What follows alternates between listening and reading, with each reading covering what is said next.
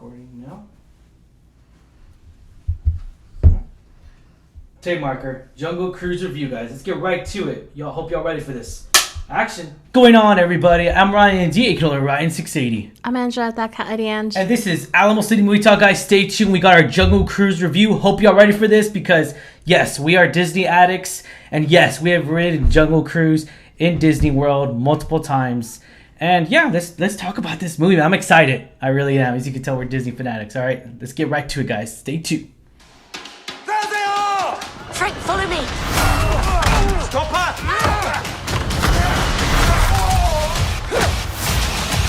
Oh, God, sorry, Frank. Sorry, strong form.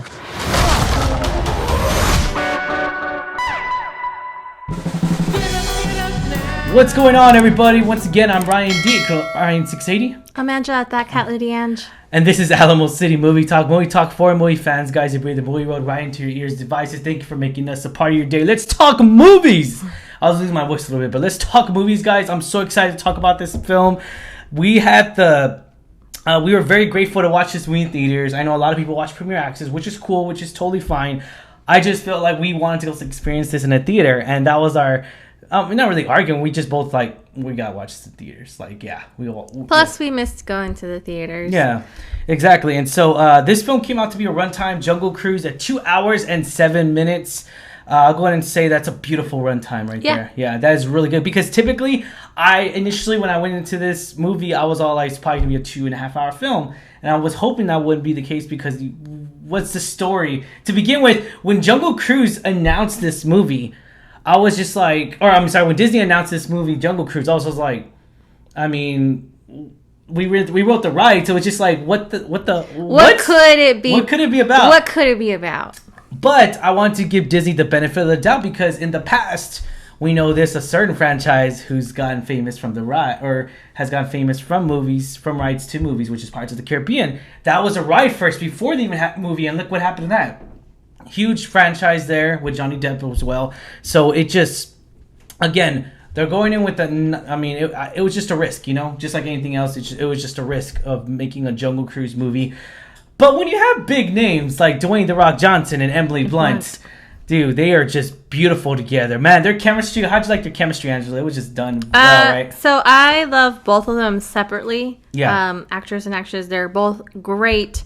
Have done different genres, so seeing them on screen together, it felt so natural. I felt like they had actually worked together or been friends for a very long time, and it just showed. It definitely did. It was so nice to see them. They were so natural, and I loved it. They're so charismatic in their own characters. I also loved the brother. It was really cool to see all the different characters, and their stories. They're all I know we got a small little cameo from some actors we've seen before, Jesse Plemons, Paul Giamatti. I think that's how you pronounce it. So I like seeing them too in those roles that they did. Paul Giamatti does a great job. He, recently he's been doing those weird off supporting roles, and he just does good on camera. Just little snippets of him. He's great. He's so funny in everything he does. I feel like he brings that comedic charm he always does in his little small role here. Small little side note. At the very first, I don't want to say as a kid movie, the very first kid movie I saw him in was Big Fat Liar. Freaking Amanda Bynes and Frankie Muniz and him. He was the villain. Classic. He's classic. That movie was. I fell in love with that movie. It was just the way its story was written. I mean, at the time, because I was writing an essay at the time, so it's probably there was that connection there. Yeah. So yeah, going on that side note, but yeah, I'm gonna go right out and say this movie gave me good vibes, man. Damn, this was a good movie. A really good, decent film. Finally, not to say that Cruella wasn't good. Cruella was great too. Just to say it just, we didn't know what to expect out of here, and to know that this actually, I felt like The Rock and Emily Blunt were right. They were right. It felt like they gave their input on the story. That's what it felt like, because it was so genuine. It was so casual, man. It was weird casual. It was just great. I feel like I said, it was so natural. That's their sense of humor. I know I don't want to spoil it, but The Rock makes a lot of very funny jokes, almost like dad jokes. Beautiful dad jokes. And I feel like that's how he is naturally, normally. I feel like that's his daughter. Yeah. That's how he is, and I love that about this film. Same thing with Emily Blunt. I feel like that's just how she is real life naturally, and it was just so funny to see them both together. Like I said, I love the brother. I think his name is Jack Whitehall. Super funny in itself. Like, you just can't help but fall in love with all the cast, and I absolutely enjoyed this film. And I was pleasantly surprised on the story they built around this. I know there's little snippets that I recognize from like the ride. It kind of incorporated, and I love that. But I was very pleasantly just surprised of how the story went and how it like just ended up finishing. Like, I really like that. I'm gonna go on a limb and say, you know, I felt like this was two movies. I'm gonna say National Treasure and Pirates of the Caribbean mixed together. Like, I felt like it was that, because you have this mythical thing. You see it in the trailers. There's like this, something's going on. It's There's a curse. It's a curse. And it just, I loved it so much, man. I was digging it. I mean, dude, The Rock and they really rely on Emily Blunt and The Rock, because obviously they're the leads and they're on screen all the time. But they really rely not on special effects as much, but they rely on them to really like put the charm on each other and really charm the audience, because they really did. Even when we got out of the theater, guys, that's why I miss going to theaters. That's why I love going to theaters at the same time, is that people were clapping at the very, and it's been a while pre-COVID since I heard people clap after a movie, especially having a good time, because you know what, it gives you a break from reality of what the hell's going on in the world, and you go into this world of Jungle Cruise, and it's just, you really get mesmerized by the beautiful world of Disney and the magic of Disney. So, you really get sucked into it, because they're in it's almost as good as a ride. Yeah, so they're really in like the Amazon and this forest and the cruise, like this river, and you know, they go on an adventure, and I really liked seeing what unfolded as they went further into this adventure. Again, it is with the curse. You see these cursed characters and how they interact. It has super Pirates of the Caribbean vibes and that. And National Treasure, I would say. Yeah, I'm gonna mix them up together. Okay. And this could be this could be the next Pirates of the Caribbean franchise if they locked them in for how many movies. You never know, because the Jungle Cruise, if it gets really good vibe, you know, if it gets really good word of mouth, if Disney hears that word of mouth, they are gonna franchise it. I would disagree to a certain extent. So I wouldn't say I could see trilogy. I couldn't see a Jungle Cruise 2, 3, 4, but I could see the characters go on more adventures together that are not cruises. That's why it's called Jungle Cruise. Maybe they go to another jungle, into another warp, and a time warp, and then they go back in the past to the future. It just the possibilities are endless with the magic.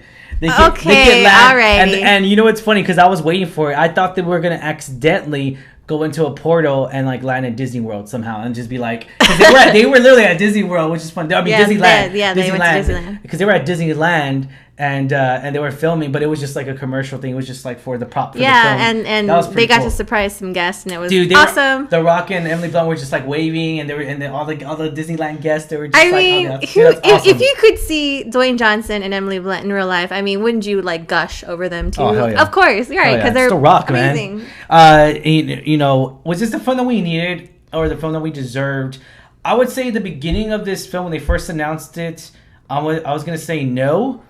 But after watching it, yes, this is definitely the movie that they definitely changed my mind. I mean, wow, it's really good. I love the adventure. I love the comedy. Am I going to buy this movie? Probably so. Hell yeah, I'm going to buy this movie. And Emily Blunt's, I mean, dude, she's Edge of Tomorrow, A Quiet Place. I mean, she's not a stranger from Disney. She played Mary Poppins. Granted, I just did not like Mary Poppins. It wasn't her. It's just, I don't like the story. I don't know. I just couldn't get into the story as much as any other moviegoers, which is totally fine, because, you know, not every character is meant for every person. So I would say I gotta disagree. Yeah. So with the Mary Poppins controversy, I know it's big shoes to fill. You know, huge shoes to fill. Yeah. I know Julie Andrews is like iconic as Mary Poppins, but I really enjoyed her in that one. But I also feel like her strong suit is also like, she's done so many things, like you say, Quiet Place, Edge of Tomorrow, action sequence. So films. she's done all these things. So she's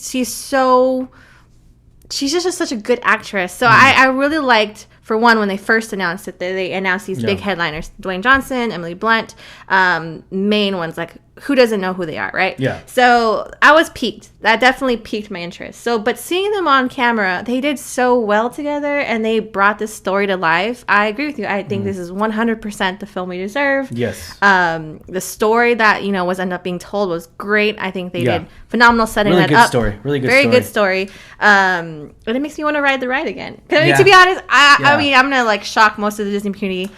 Jungle Cruise, the ride, is not that much my favorite great. ride. It's not that great. Not in my opinion. I'll admit it. It's not great. I am sorry for offending I know. other Disney fanatics. I am so sorry. And here's the thing. It's not only gonna get people that don't like us, that don't think it's great, because we want to ride it again. It did its job. The movie did its job. It makes you want to go back to Disney, which we already are. It makes you want to go back to Disney and ride that ride again and try to bring that magic back into your life. Revisit it. So Disney hit the home run in that. Like, they did what they're supposed to be doing. They are bringing interest into this. Yes.